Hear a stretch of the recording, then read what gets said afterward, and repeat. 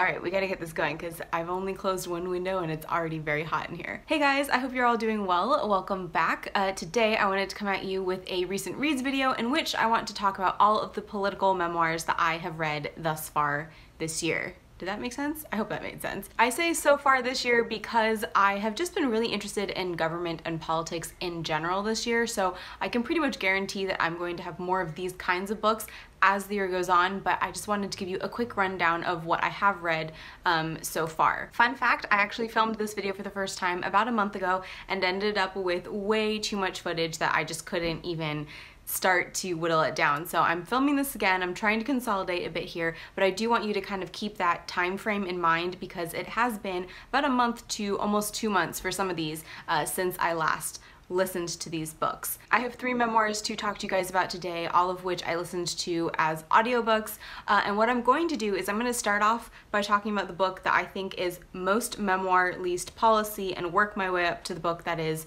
most policy, least memoir. The first book I want to talk to you guys about today is Unbelievable, My Front Row Seat to the Craziest Campaign in American History by Katy Tur. Now, Katy Tur is an anchor and a reporter at MSNBC and NBC News, and she was like the first reporter to start covering Trump and ultimately the only reporter who was with him from the day he announced his intention to run for president all the way up through his election. And honestly, I don't think the book needs any more summarizing other than that. It's literally exactly what it sounds like. It's kind of a first-person account of what it was like to be on the campaign trail with Donald Trump, reporting Donald Trump, living Donald Trump every single day for like 2 whole years. There are a couple of things about this book I think are particularly interesting. The first of which is that Katy Tur was not a politics reporter before she started covering the Trump campaign. So while Trump was figuring out how to be a candidate, she was figuring out how to be a reporter on a campaign trail. And I think she gives a very interesting, very honest account of the whole experience. I actually think that makes the book far more relatable because she's not talking about the campaign as a seasoned political reporter. You know, she didn't go into it with all of these preconceptions of what a candidate was supposed to do, how a campaign was supposed to be run.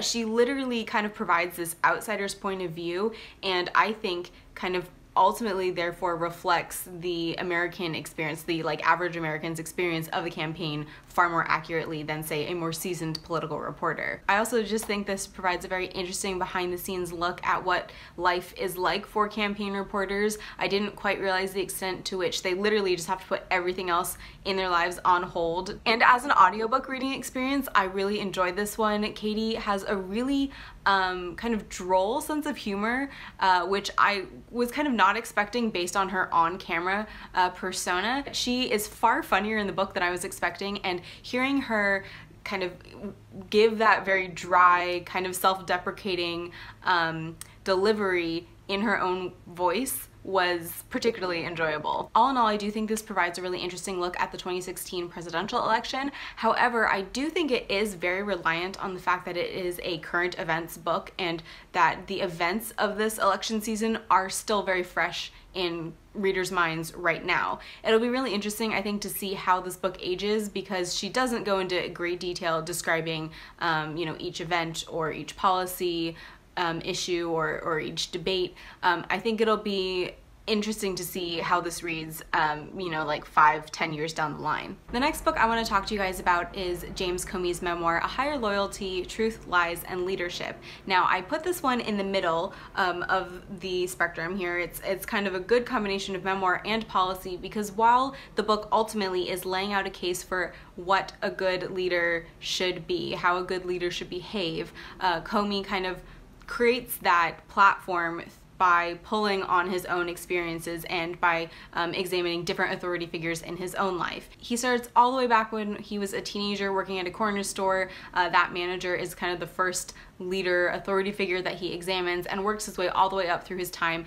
at the Justice Department in DC and ultimately as the head of the FBI. I find it very difficult to talk about this book simply because James Comey tends to be a bit of a polarizing figure. I feel like people on both sides of the aisle are relatively suspicious of him and his motivations, but I will say that I don't necessarily feel like this book was the redemption tour book I was expecting it to be. What I mean by that is I was really expecting this to be a book that laid out how he was a better leader than Trump, you know, to kind of highlight his own qualities of truthfulness and loyalty to the Constitution, not to a president. I say that because the book ultimately is not about James Comey. James Comey just happens to be the lens through which we get to see all of these big, important events that he just kind of happened to be a part of. Writing style wise, I honestly was not super impressed when I first started reading the book. Specifically, the period of time he talks about from like elementary through high school, just wasn't really impressed with the writing there.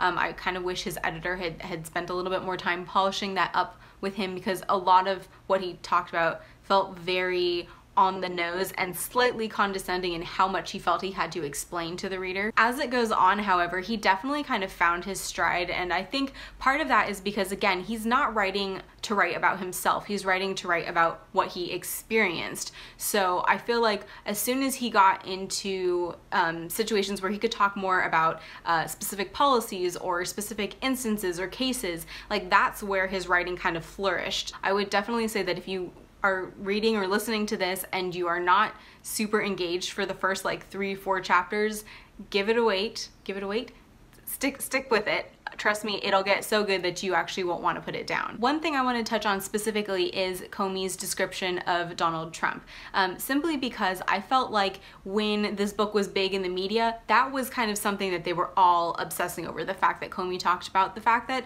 Trump kind of looks orange, that he has normal sized hands, that sort of thing. That description probably takes a page and a half out of the book, but the media really kind of honed in on that and got obsessed with that, simply because I think they were trying to use that as like a show of pettiness to kind of discredit the kind of higher moral ground that they feel James Comey talks to everybody from. Personally, I would dispute that fact, because if you actually read the book and didn't just have your intern flip through and highlight sections for you, you would have noticed that Comey describes pretty much everyone in detail. Whether it's President Bush, other staffers, or President Obama, Comey goes into a lot of detail in regards to their demeanor, their tone, their facial expressions, what they were wearing. He is a lawman basically recounting very specific details about different players in kind of the broader case he's trying to bring. So I just feel like that was a moot point that the media was trying to get us all to focus on. At the end of the day, I definitely enjoyed this one more than I was expecting to, and I would highly encourage you to read it, especially on audio. I think it's really powerful to hear in Comey's own voice. Then the last book I want to talk to you guys about is War on Peace: The End of Diplomacy and the Decline of American Influence by Ronan Farrow. For the moment, let's just put aside the fact that I have a massive intellectual crush on Ronan Farrow and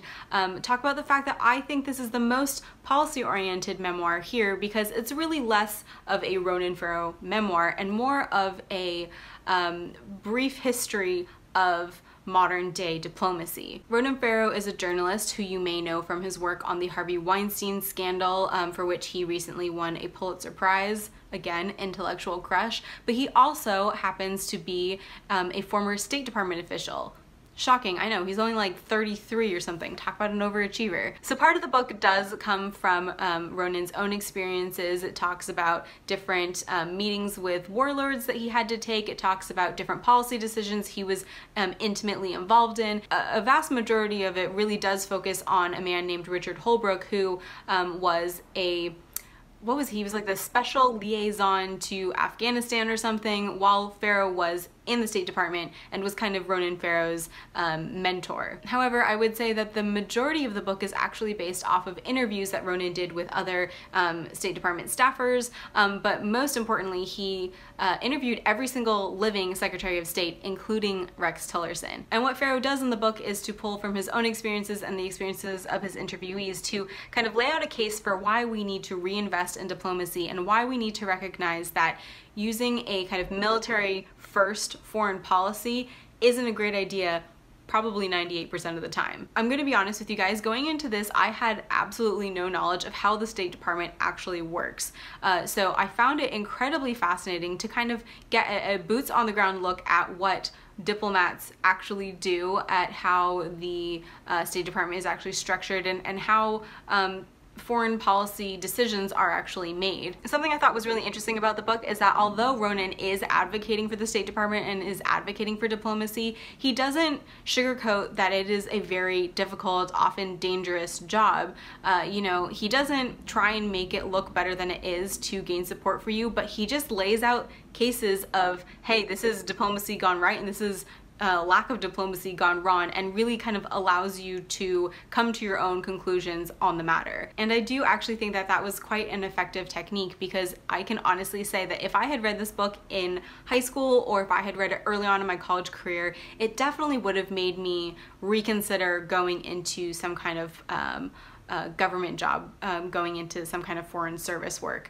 So I will say it's highly inspiring, really eye-opening, and again, definitely one I think you should listen to. Actually, before you commit to listening to the entire audiobook, I would definitely recommend that you either listen to the sample on Audible or you look up some of his interview clips here on YouTube, because Ronan does have a very specific way of speaking that I didn't mind, but that I do foresee not being everybody's cup of tea. So just definitely check out his speech pattern before you go into the entire audiobook. But otherwise, I would definitely recommend. All right, so those are the 3 political memoirs that I wanted to talk to you guys about today. And sadly, I don't think this is going to be any shorter of a video because I actually still have 40 minutes worth of footage. However, I hope you enjoyed the video, and if you have read these books, I would love to chat with you about them down in the comments below. Otherwise, that is all I have for today's video. So thank you guys so much for watching. I hope you enjoyed the video. I hope you are having a fantastic day, and I will see you next time. Bye!